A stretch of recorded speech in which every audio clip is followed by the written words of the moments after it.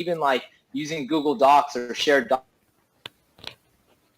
documents and using spreadsheets and collaborating with team members and even that, those simple tools that they just don't have that in this like basic level of knowledge that I'm finding that when we hire college grads that are coming out of college, I'm having to teach them some basic app etiquettes, like even archiving your emails in Gmail and don't letting your inbox fill up. And there's just even the simple base layer of fundamentals that is just not being taught. And I think that's what can make things more difficult for students is that they come in and they're already behind on that base level of knowledge, and we're playing catch up on that so that when they get into a little bit more complex technology stack or technology learning, they're still getting caught up on the base level. And so even from that perspective where, there should be a course that we always joke about here, it's like, just how like a technology we use or common technology used in the workspace. And that's actually a training course that we've built that into our program where that's one of the first things that we teach them. It's like,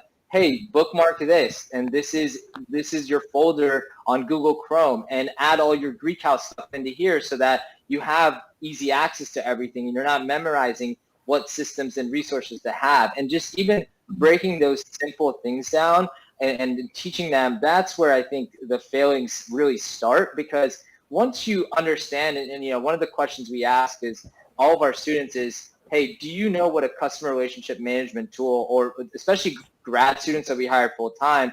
And, I just asked that question so to understand not if they know how to use Salesforce, because we use Salesforce internally. It's more of, do you understand the concept of it? And going back to what I was trying to get at is that even understanding the concepts of how these tools work is more important than the actual little nuances, because if you're able to understand technology from that kind of high conceptual level of, okay, my mail should be used in this context, my calendar in this context, and Slack in this context, and so forth, I think that's where the failings are happening, is that it's just they're not being taught, obviously on the practical level, but that's where I see a lot of shortcomings when I've had students, come out of college.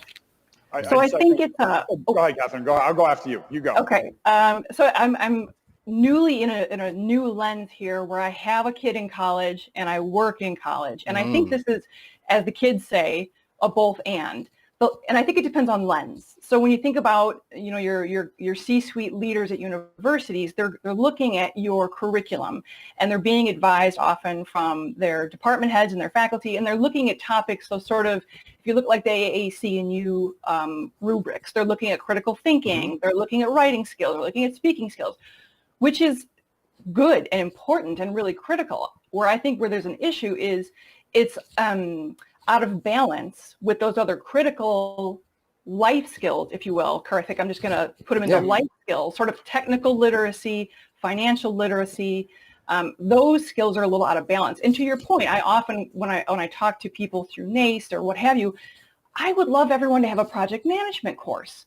I find that people think, they run a student program and they've got this and they can do this. And project management, I'm thankful for LinkedIn Learning. Everybody in the University of Illinois system, students included, has a free account with LinkedIn Learning, and they can get their Gantt training and what have you. But I think there's an imbalance. I think there's such a focus on the critical thinking and the traditional sort of pieces of higher education, which are important, but there's so much of that the critical skills sort of fall on a lot of the staff and workshops and leadership development program and experiential learning, which doesn't necessarily hit every single student. And so I think, to me, it's sort of a balanced situation. We have to sort of get them a little bit more in balance, which means, a change in thinking and philosophy. And I think, TJ, you alluded to when we started, that's not easily done in higher education. Right. That's a pretty tall order.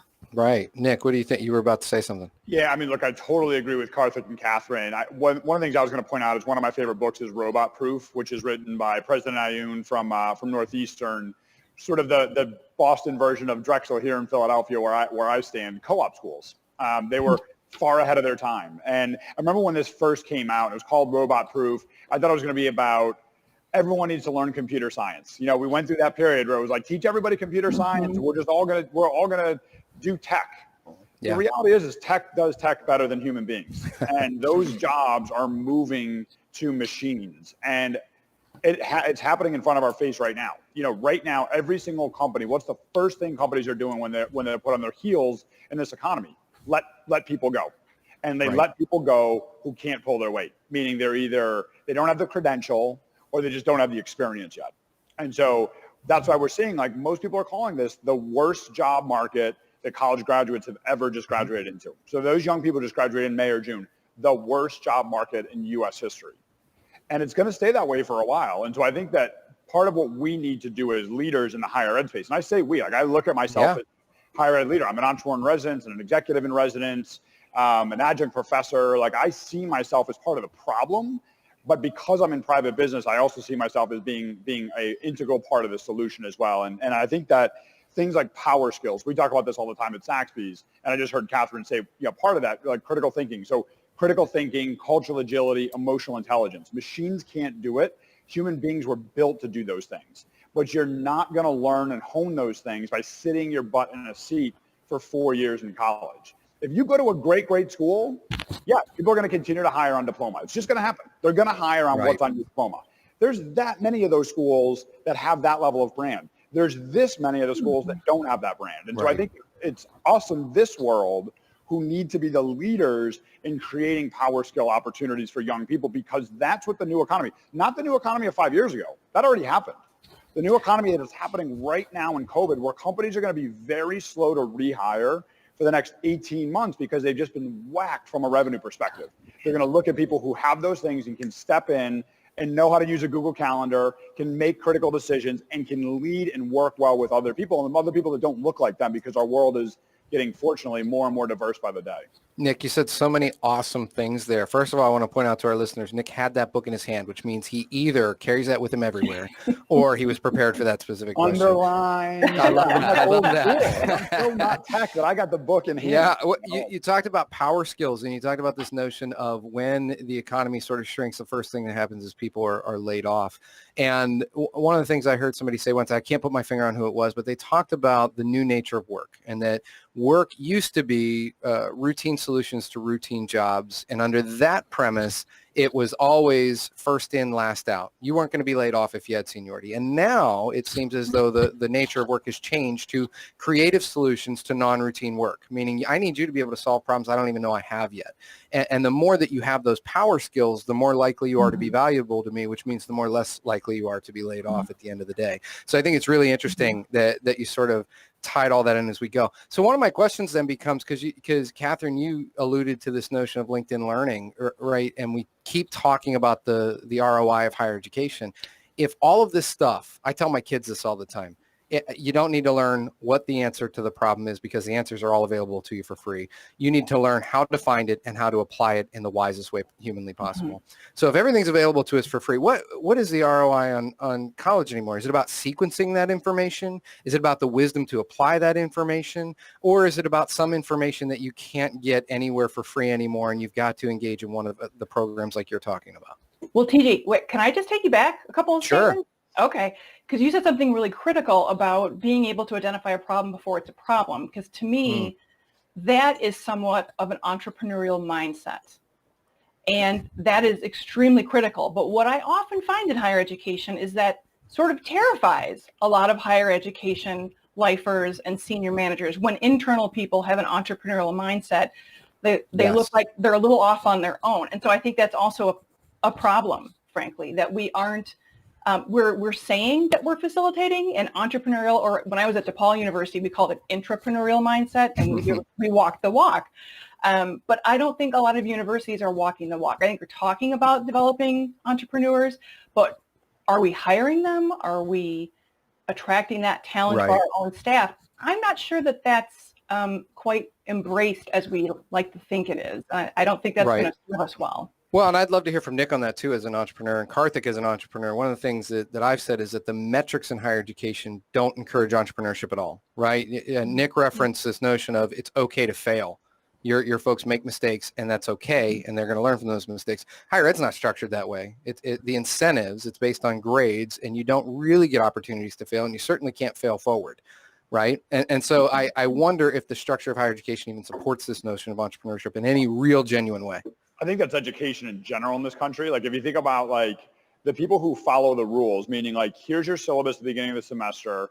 If Catherine follows it closer than me, exactly when you turn it in, exactly what you're supposed to read, exactly what the grade scale is, you're told you did an awesome job.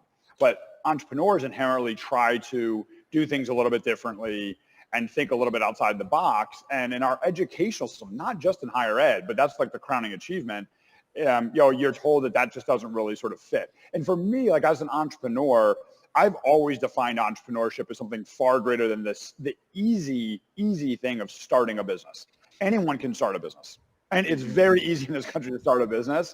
How you actually think differently, how you think creatively, how you make decisions and deal with failures and pick yourself up. So whether you're a mid-level person at Comcast or whether you're someone who just started something in your dorm room, you're both an entrepreneur. And I don't think that in many instances in higher ed, we're preparing people for those things. Again, it comes down to those power skills. It really comes down to emotional intelligence, relating with other human beings that are from different places, that look different, with different experiences, and being able to think critically. You can't think critically. You can't learn to think critically if you're not actually doing things, if you're not interacting with other people. And it leads me to one of my other things, TJ, and I'll just sort of preempt this with, I know one of the things you're going to ask us is like areas of opportunity. Yeah. Young people need to work jobs. There are just not enough young people working jobs today. I mean, if you look at the people, whose careers are getting ready to end, those people have been working since they were 15, 16, 17. It's a very different world. There's the UICs of the world, and there's other places where they have to work to be able to take care of family members or other things. But if we look at higher ed as a whole, there's just not enough people that are doing anything more than just taking classes and socializing. And that world of higher ed, I don't think can continue. So I wonder, do we think, you look at, there are a couple of different opinions on where higher ed could go from here as it relates to work. One is that people will get a job in order to get a degree instead of the other way around. And that's sort of been the Brandon Bustede philosophy, that there'll be more people going to find jobs that will then subsidize their education, but they'll still get a more traditional college education. And I think what you all do, especially Karthik and Nick, might fall neatly into that category. And then there are other folks that say there's going to be the haves and have-nots. There's going to be people that have a traditional college education and just people that can't afford it anymore, because our higher education is going to continue along its own path. What do you suspect is going to happen? Do you think that we're going to end up just being more creative about situated learning and experiential learning in higher education? Or do you think that it's going to be more subsidized by large companies and that there'll be more haves and have-nots? If I can afford it, I get a traditional college education. If I can't, I better go get a job and hope that it pays me to pick up some credits online as I go. I think you got it. I think it's going to be a combination. I'm raising two Gen Zs, and we have a lot of conversations. I'm kidding. I love my Gen Zs. Actually, I think they're the generation we've been waiting for. I really do. They align very well with Gen X conversation, actually. It's very fascinating. But they are hyper aware of student loan debt. They've been exposed to influencers much longer than the other generations, and they are much more creative when it comes to getting these things done. I think there'll still be some students that, they might be legacy, second, third, fourth generation college attendees, and they'll have both the resources and the inclination. They'll go the traditional route. But I do think there will be a generation kind of looking around saying, well, I don't really want to experience that kind of student loan debt in my life because I have now witnessed this happening. How can I be creative about this? And so there's a much higher awareness of 2+2 programs, of experiential learning credit, of community college pathways, there's all sorts of options that they're aware of at a very young age. So I do think we're going to see more creativity in getting those degrees done. And to Brandon's point, and he makes a very good point, those people, and I'm married to one of those people who got a job to pay for his degree. So that again, long term, we want to be free of student loan debt. And so how do we do that so we can make different choices in our lives? So I think it's going to be a real combination of people. Yeah, I mean, that is such a powerful topic in and of itself, student loan debt. $1.7 trillion, 70% held by female and or people of color, people who've been biased against in the U.S. workforce as long as there's been a U.S. workforce.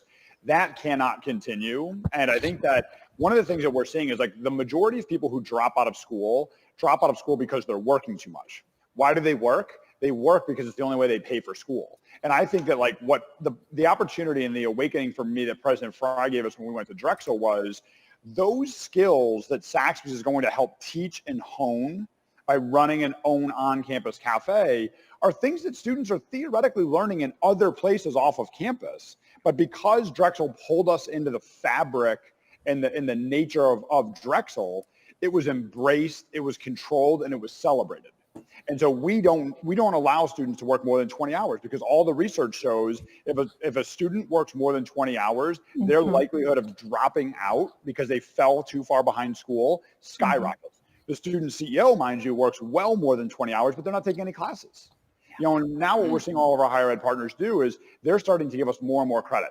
So not only do our student CEOs get credit, but our team leads, the assistant managers, because they're realizing that those skills that they're learning, how to manage people, HR, writing people up, promoting people, marketing plans, profit and loss statements, are exactly what they're trying to teach in the classroom.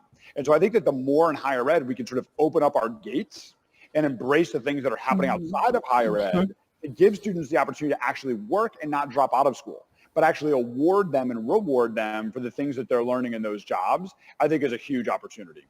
So I see, you know, the Karthik's of the world, the Catherines of the world, the Nicks of the world that are trying to do this. But as you pointed out earlier, Nick, that's a very, very small group of people in the relatively large pie of higher education that are trying to find ways to create more relevant experiences for people. And I'll never forget, I got to see Roland Fry talk, and he said, stop congratulating me for beating the odds and help me change the odds. And so in the spirit of trying to change the odds, I want to ask, how do we take the things that you're doing and do more of it?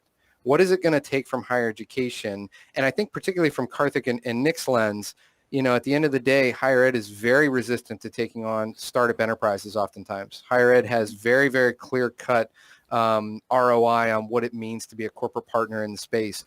Do we have to change some of those equations to position ourselves better to improve the ROI for college as a whole? Yeah, I would definitely say so. And, you know, one of the recommendations I tell a lot of our students is, and a lot of student entrepreneurs is, start a business while you're in college. I think that is one of the most valuable things that you can do to kind of get hands-on experience and those intangibles like emotional intelligence. You know, you don't really get exposed to a whole lot of different scenarios working in the classroom and just working through your classes, right? And I think from my perspective, yeah, like, you know, especially for a general business degree, colleges are going to need to bring their A game because a lot of this stuff you can either learn on your own or find classes online for marketing, especially from a marketing and sales perspective. There's a lot of resources online you can go learn on your own, you know, and I think that's where higher ed is going to be it's going to be much more valuable for the technical degrees of those that want to go to medical school or the engineers that really need to get that kind of schooling. But for general business majors, I mean, yeah, I really find it hard that students are going to continue to want to pay thousands of dollars to come out with debt, not knowing what they want to do, whereas they could, you know, kind of jump into business. I mean, starting a Shopify store and starting your own business, you can get up and running in a couple of days now. Sometimes in a couple of hours, you can launch a website and go to market. And I think that's something that, you know, a lot of, you know, institutions probably don't realize. And even talking to some of the people that we talk to in the higher ed space, you know, they're blown away by some of the things that we built from a technology perspective. And it's like, well, this only took us a couple of days to build out and like launch, and we're already, you know, like it's not as hard to start a business anymore, I guess is what I'm trying to say, Yeah. and learn all these things on your own. And I think, you know, definitely needs to change. And I can't really put a pin on what that looks like especially for general business majors, but I certainly think so. So you're saying, you know, higher ed may not be relevant for the general business major. And then I would say, well, unless we can drop a Saxby's on every campus in America, right? So Right. What do we got to do that, Nick? How can we make that happen? I definitely have some ideas on that, TJ. Yeah. So look, I think I'm a huge believer in and more importantly, the future of higher ed. Huge believer. I think that this is the most important time in higher ed's history is now. Because every single time there's been an economic downturn in this country, enrollment in higher ed goes up. And obviously everybody on this call and everyone who would be listening to this podcast, they're in the higher ed space, they know the cliff that we have coming in 2025 as it relates to enrollment. But the same thing that we've seen for the last 150 plus years with this, arguably the worst economic downturn we've ever had, the same thing's going to happen in higher ed.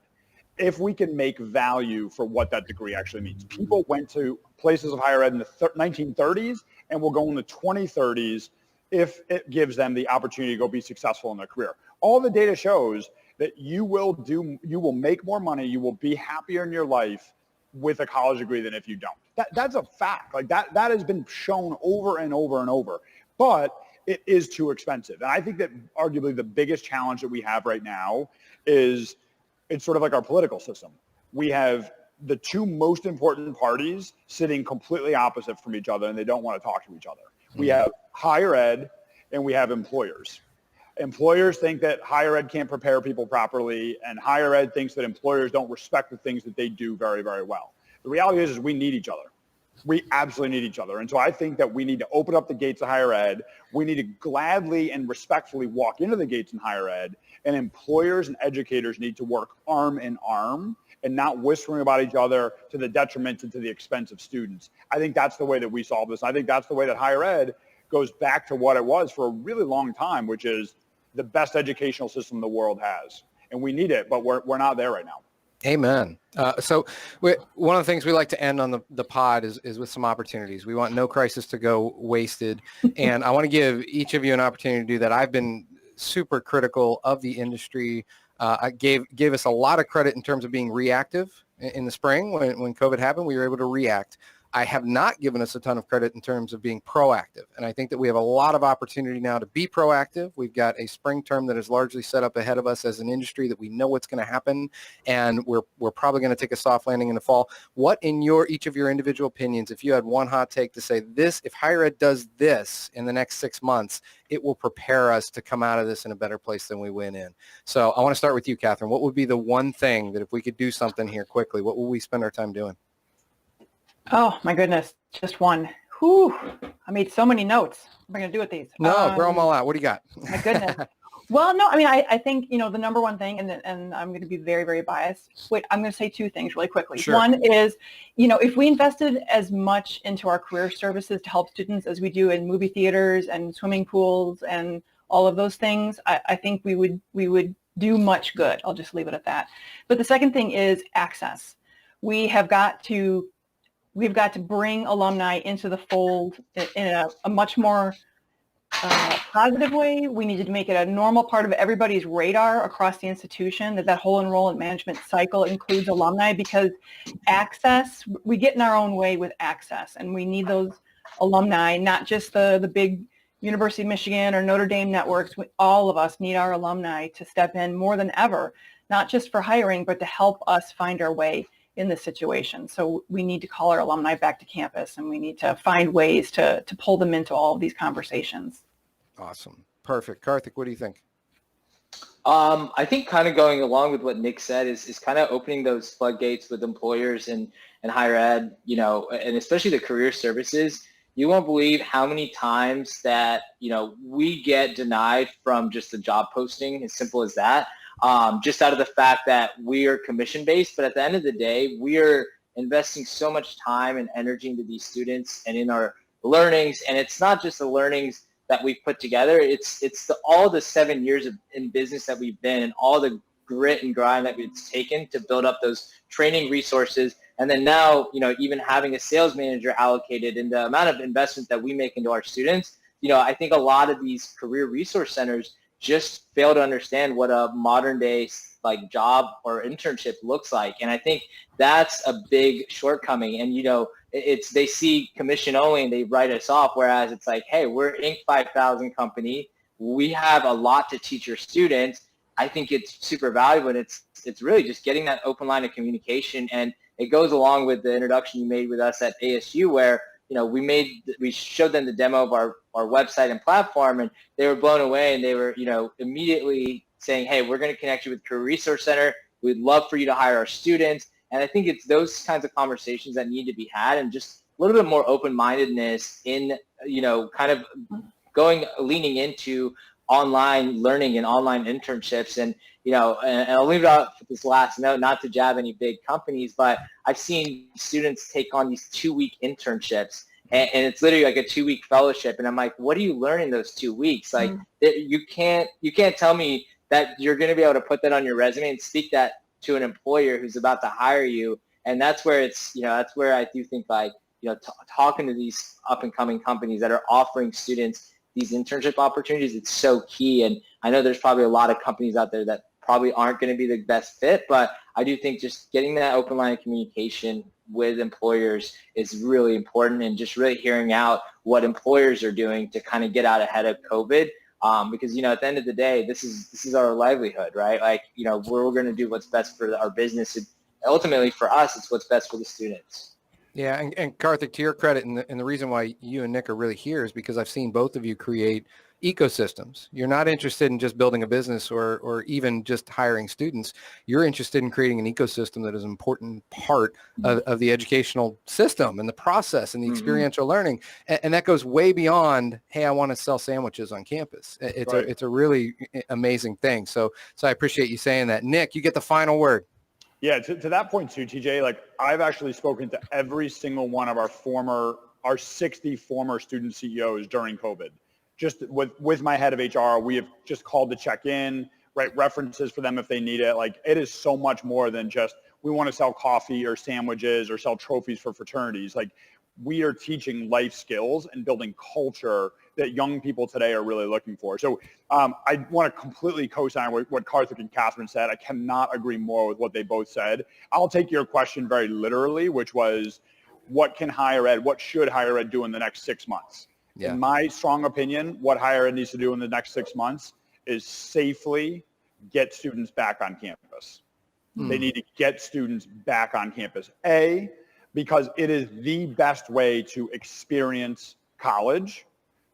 B, that's where the value is derived. And C, if they don't, we are going to see carnage in higher ed. We're going to see carnage. We will see revenue is down so much, and colleges, universities will start to do exactly what businesses have done for 200 years. When your revenue, when your top line is hurt, people start getting let go. Right now they're doing it with administrators. They're doing it in quote unquote easier ways. When they start doing that to faculty or potentially even tenured faculty and start making those kinds of changes, that domino effect is going to happen so swiftly. The only way that stops is by getting students back on campus. Students don't want to stay on Zoom for the next semester, the next 2 semesters. They just do not, because it's not worth $50,000, $60,000, $70,000 to do it. So what's the best thing higher ed can do in the next 6 months? Get students back on campus safely and get the full value of the higher ed experience back in front of people. I would say, one, I'm glad you said safely. I would also say that hopefully what higher ed is learning during this period of time is that there's an opportunity to take a close look at that top line and partner with amazing people like yourself to make a big impact on the ways that students experience college, the way that students afford college, and the skills that students come out of college with. I cannot thank the three of you enough for participating in the conversation tonight. This was an awesome dialogue to have about a really important topic. What is the ROI of higher education at the end of the day? Come back next week. We're going to do it all over again as we continue to talk about the future of higher education. But for now, have a great evening. Good night, everybody. Thanks. We should be clear.